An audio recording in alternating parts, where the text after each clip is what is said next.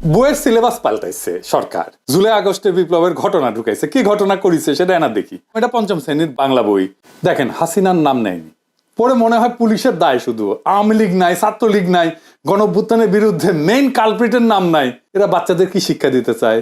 যদি বইয়ে হাসিনার নামই লেখা না হয়, আওয়ামী লীগের নামই লেখা না হয়, তাহলে গণঅভ্যুত্থানটা হইলো কার বিরুদ্ধে? জনগণ তো হাসিনার বিরুদ্ধে দাঁড়াইছে, পুলিশ তো প্রতিরোধ করতে গিয়ে নিপীড়ন করছে। এই নৃশংস প্রতিরোধের দায় কেবল পুলিশকে দিচ্ছে। কেন হাসিনার নাম কেন নিচ্ছে না? বাচ্চাদের জানা উচিত না হাসিনা জোর করে ক্ষমতায় থাকা এবং তার অপশাসনের বিরুদ্ধে আমরা ফাইট করছি। আমাদেরকে এখনো কারা হাসিনার রাজ্যে রাখতে চাচ্ছে, যে রাজ্যে হাসিনাকে কালপ্রিট বলা যাবে না? তো কে লিখেছে? রাখাল রাহা।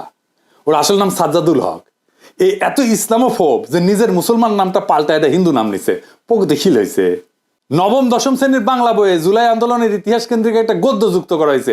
এটাতেও খুনি হাসিনার নাম লেখা হয়নি। কিন্তু আমরা কার বিরুদ্ধে যুদ্ধ করছি তার নাম লিখতেছে না। কারা শহীদদের খুন করছে, গুলি করছে, পঙ্গু বানাইছে, অন্ধ বানাইছে, তাদের পরিচয় বলতেছে না। এটা কেমন ইতিহাস?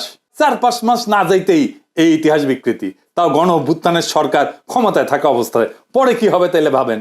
এই বই রাগালরা মধ্যে ঢুকে দিবেন। হারামজাদা বুদ্ধিজীবী চাইতেছে। এবার বুঝেছেন তো কেন আমি বানবু সুশীলগের আর বামদের গেলাই।